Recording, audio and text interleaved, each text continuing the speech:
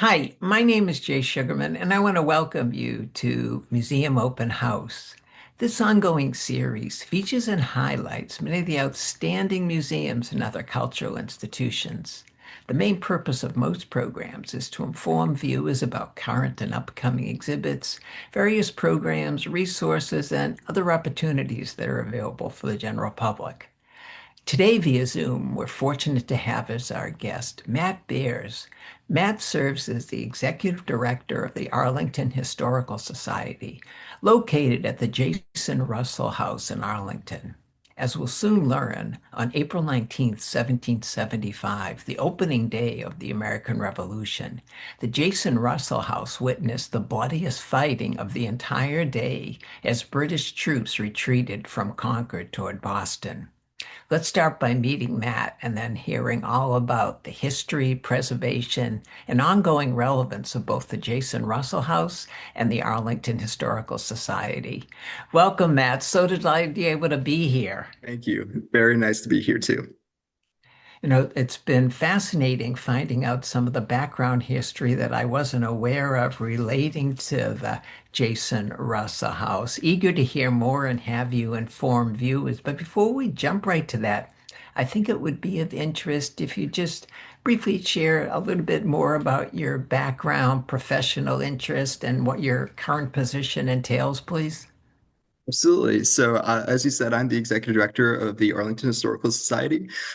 This historical society, we are a separate nonprofit. So, my position is mostly administration. It's overseeing our collection, our staff, volunteer management. It's kind of a mix of everything. And as the museum folks know, it's really smaller museums such as ours. It's really a culmination of almost everything. I joke, and 1 second I'm cleaning our bathroom, the other second I'm talking to our delegate to the state, and so it's a lot. But my background, I have a master's in museum administration, and so my background is nonprofit administration, which specifically in specific regards to museum operations, and I come from the world of interpretation, so I worked at a number of different Ah, institutions in the Concord area. And then I've worked in curation, and then I decided I do much prefer admin work. wonderful, wonderful. What's the overall mission of the Arlington Historical Society? Yeah, so the society we originally established back in 1897, and the purpose of it was to sort of as a social group for collecting historical items. And so because of that, we have amassed a collection of about 19,000 items, over 19,000 Whoa. items, which seems a lot. And for a smaller museum such as ours, it is a big number. But a lot of mid-sized museums are about the 40 to 50,000 items range. So we're about half that. But we have because of that, we are very collections focused, and that's mostly our programming is where we see it. We strive to be have a sense of community. We're very community focused for Arlington and the greater Boston region. And we want to be the a premier interpreter for the events on April 19th, but also the history around Menominee, which is now Arlington, West Cambridge, which is also now Arlington, and of course Arlington. You mentioned the beginning of the American Revolution. For those who aren't familiar yet, what is the significance of the Jason Russell House with regard to that very famous date in our history?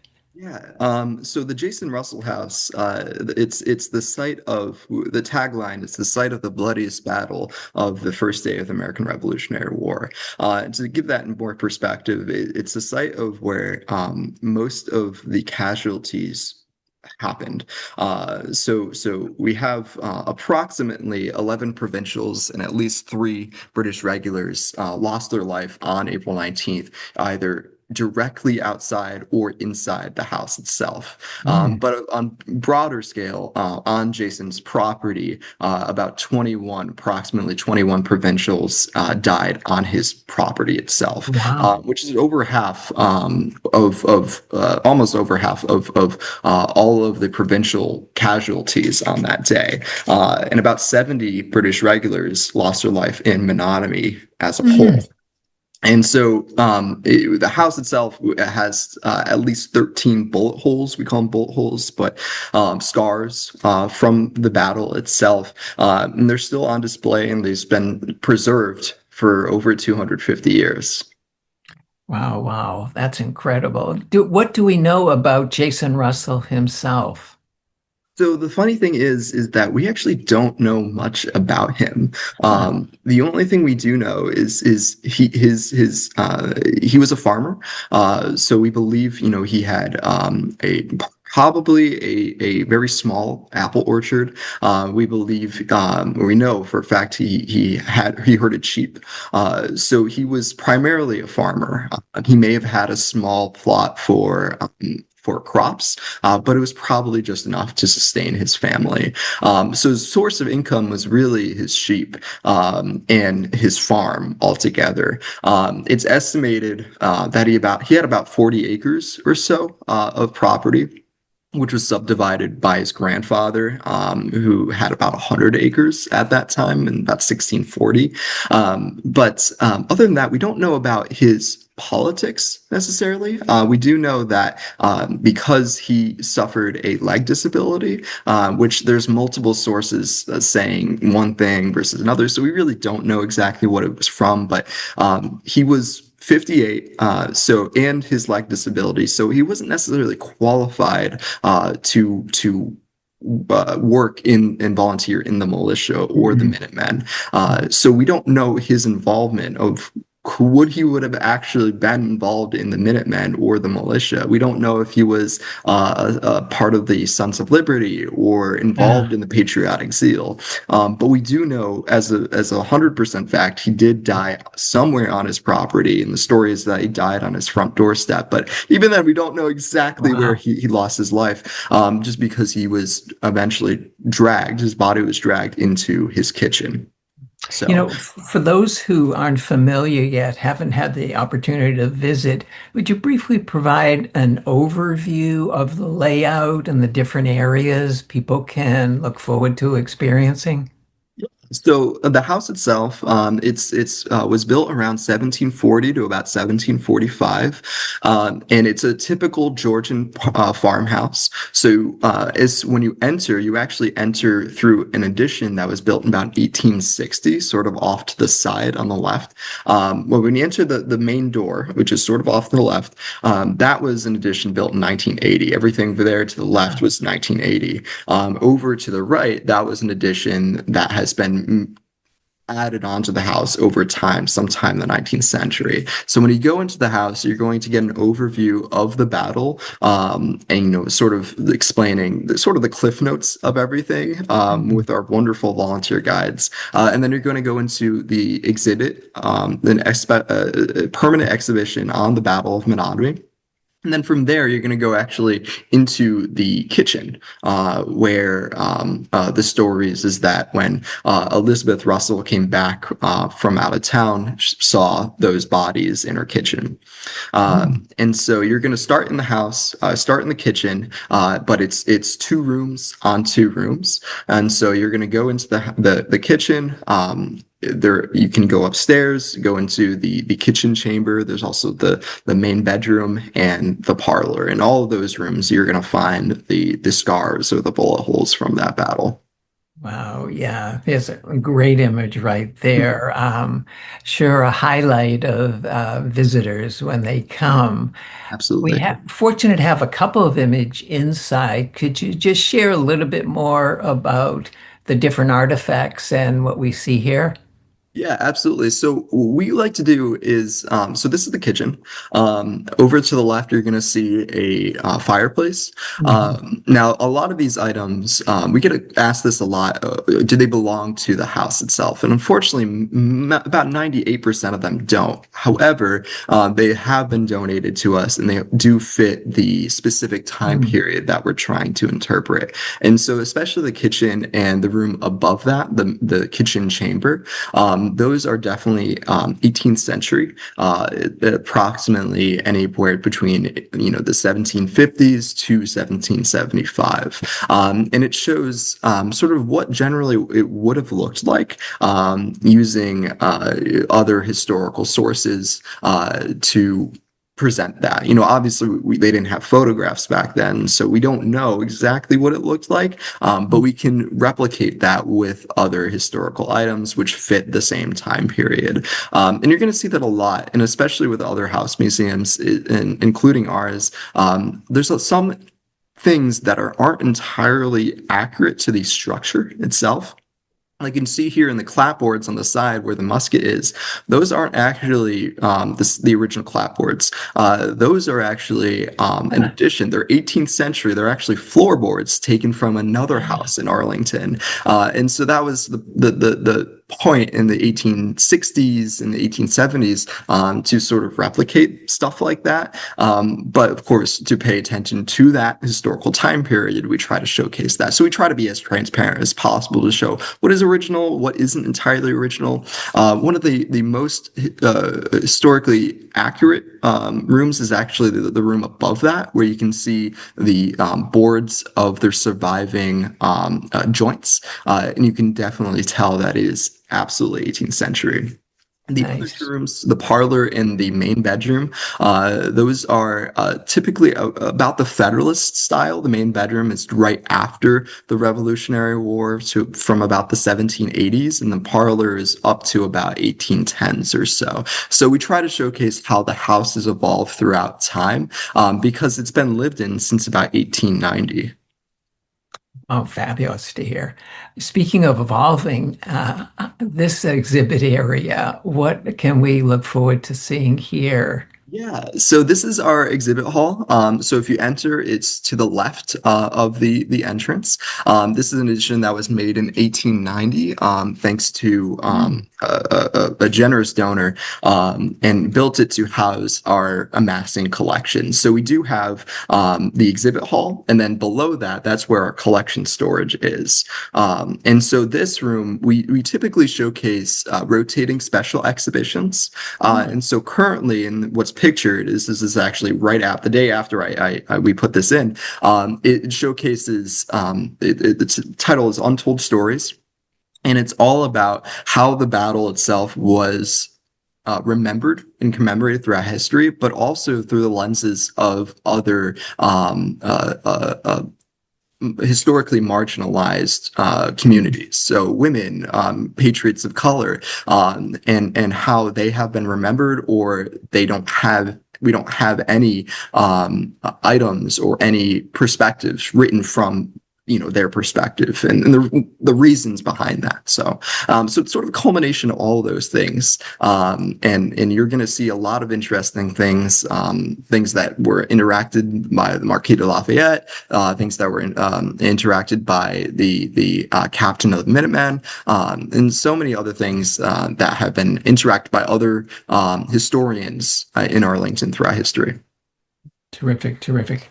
Well, I think most people in the area are familiar with Kirk Russell, the well-known actor, and this summer, July, I believe, his visit along with his son there to the Jason Russell house because he was trying to find out more about the relationship of him to Jason Russell. And that was fabulous visit. There was a lot of attention in the local media. Can you share what that visit was like, how it came about, Absolutely. and what transpired? Absolutely. This is it was actually an effort mostly made through the Arlington 250 committee. And we try to emphasize this as a 250th event. And so, for the past maybe about 10 years or so, we've been trying to see how we can reach out to Kurt, because we know we've done the genealogical records and evidence, and we do know that he is so Jason Russell was his sixth great grandfather, and so Wow. he's a direct descendant of Jason Russell, the person who lived here and died during the battle.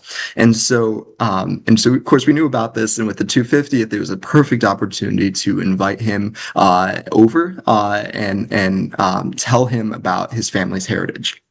And so, first of all, he is a great person. He is absolute joy. He came in very interested, and I got to hang out with him. We went to the July 4th Pops concert together, Oh, and it fabulous. was it was great experience. And he's such a very down to earth and friendly person. And we kept telling him all these facts, and he just was same thing with his son Boston. They were so interested in everything, and they just wanted to learn more. They kept asking questions, and we gave him the tour. And then we had other, and you can see this photo, we had other media personnel come in for other tours and interviews with him. And we gave him the tour, and then he just took it and then gave everyone else all the tour essentially. So he was essentially a tour guide for them. And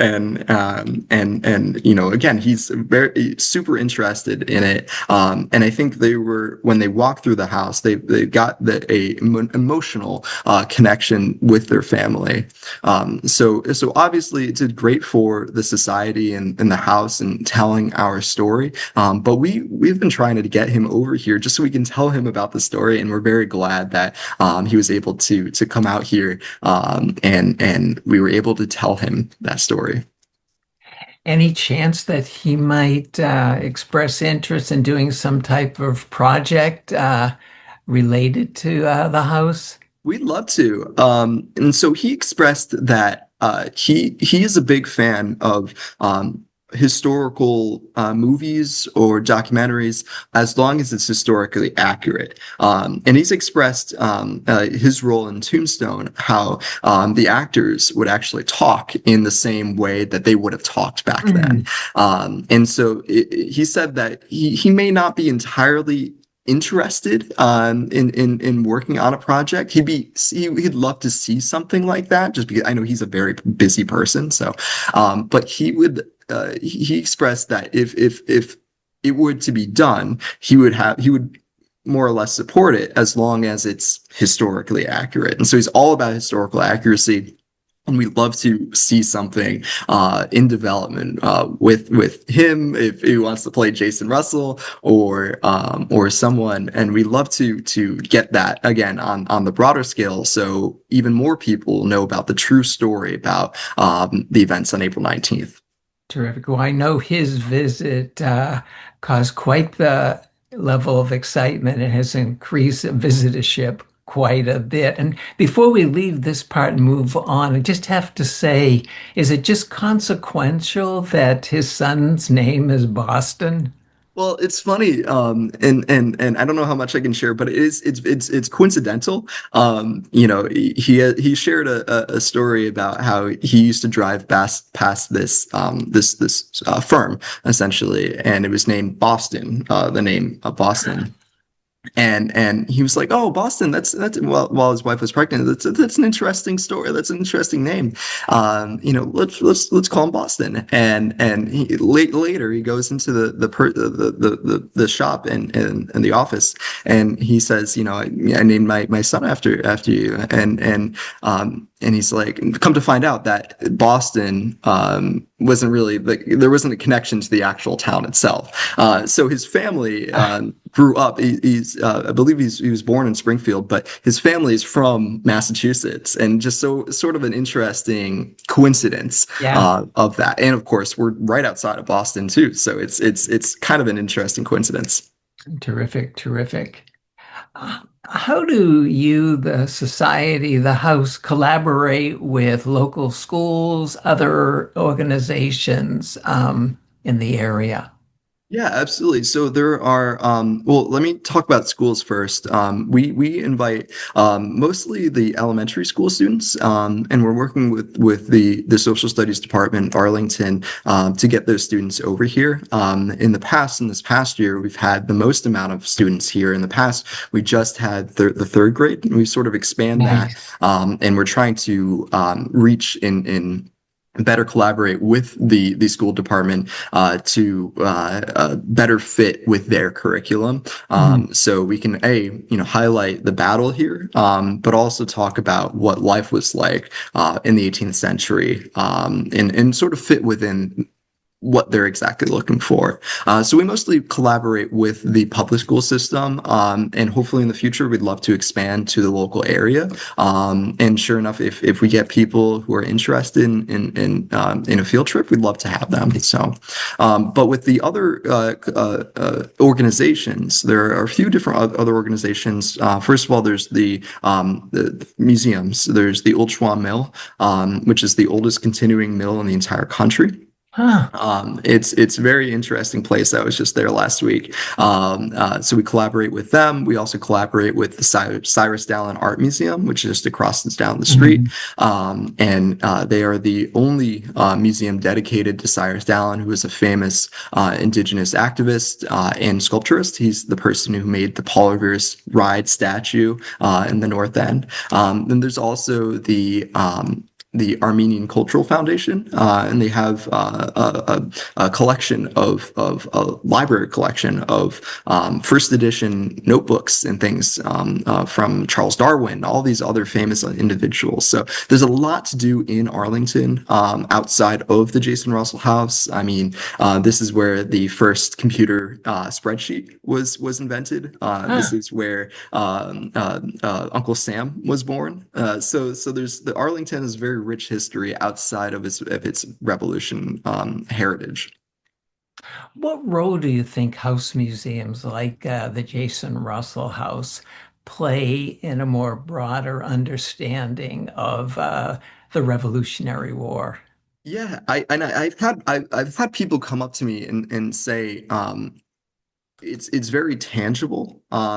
Seeing the bullet holes and seeing on that it's like wow, this is actually real.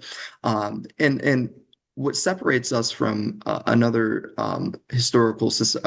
institution outside of the area, and this is the same thing for the case for other historical societies or other historic house museums, is it's very tangible, and you can get that sense that these are real people who actually lived here, and you could learn about the story in a textbook in school or something like that. But it's so important to actually experience that to get that emotional connection with that, and that's the same case outside of the revolutionary heritage. I mean, there's so many other places, talk Gettysburg and Antietam, but even other house museums across New England. I think New England is one of the most diverse um, uh, uh, uh, regions in the entire country for the purpose of history museums, and that's because of local history that's driving that. And I think it's the driving force of New England and American heritage on a broader scale.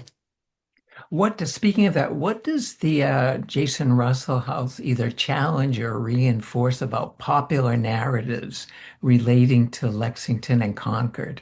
Yeah, and so we've actually we're in the process of reorganizing and rewriting our scripts for that specific purpose, Hmm. and that's pretty similar for a lot of those other house museums.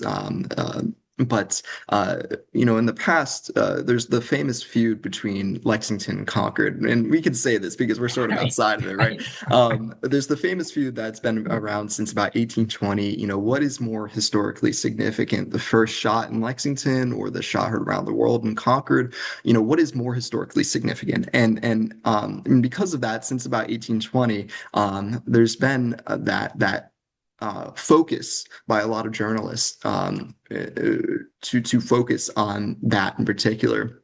Um, and without getting into the broader narrative. And I think that the part of it is the name itself, Lexington and Concord, the Battle of Lexington and Concord. And I think that's a it rings out a little bit more. And there's a reason why it's named that. Partly also because I think monatomy they changed its name twice. Hmm. So I think that's also part of the reason why they were left out into that the name change. So whenever I say the battle, I always say the Battle of Lexington, Concord, and monatomy. I'm a little biased, of course, but to pay homage for the fighting that happened here, the lives lost here, and I think it's really important to talk about that. And recently with the 250th, I think we were able to get on, and of course with Kurt Russell's video, we were able to get on a global scale to not necessarily change the narrative, but to at least get us as a talking point to explain the severity of the battle itself. It's believed we're still working on finding this information, but it's believed that John Adams, when he goes back to Philadelphia to Continental Congress, it's believed that what he saw here in monatomy was the main reason why he was so outraged and why he was so Ah. a huge proponent in arguing that we were in a state of war. It's because of what happened here in monatomy. And you have many of different depositions of people talking about the sheer destruction of what happened, houses being burnt, bodies lying on the side of the road. And it wasn't just a one-time thing that a lot of other delegates, the Continental Congress, were trying to describe. But when John Adams saw that, it's definitely a high reason for why we were really in a state of war at that point. Hmm. What do you hope visitors either think or feel after visiting the site? Yeah. Well, first of all, we want to tell the story of Arlington and monogamy, of course. But we really want to tell people and showcase that these were just random people. These were just average people, and I think that's so American is that the war came to them. They weren't going out and like Sam Adams and John Hancock. They weren't actively participating in this. But it's so American because they came to them. It's Jason Russell had to defend his castle, as he said. Hmm. It's every man's duty, every Englishman's duty to protect his castle. And I think that's the identity of the birth of America, and the reason, very much why we had the American Revolution started. No, and it's fascinating, as you referred to earlier, the whole emphasis, the push of both local house museums, larger museums, to include the voices of those ordinary citizens, those who are marginalized, just makes for such a richer and, of course, more accurate experience. In closing, what are some upcoming plans, events, either related to the 250th anniversary or another connection? Yeah. Well, so we do a lecture series every year. So we have a lot of lectures coming up. We have a famous outside of the Revolution. We've done a lot of research on mastodon tusk that was found in the local pond. Done a lot of research on that, and we'd like to display and present what those findings are. We're doing more research about or a lecture on what monogamy was like in 1776, what happened here right after the 1775. And we have a lot of 250 things coming up, especially with what's happening in April. We're still in the processes of planning on figuring out what exactly we're going to do, but we are planning something. We're of course going to have the reenactment, but outside of the programming, we're also figuring out Arlington's broader community. We're trying to figure out what programs can we do that invites more people in to become more of a social community space, and so we're doing a lot of institutional growth because of that and Sure. because of that opportunity.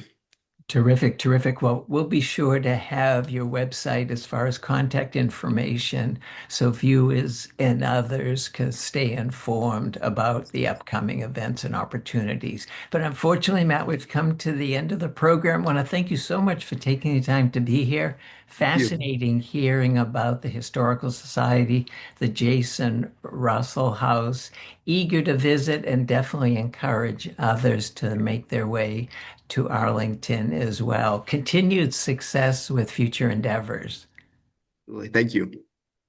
Also, want to thank those of you watching for joining us and hope you'll be able to tune in next time.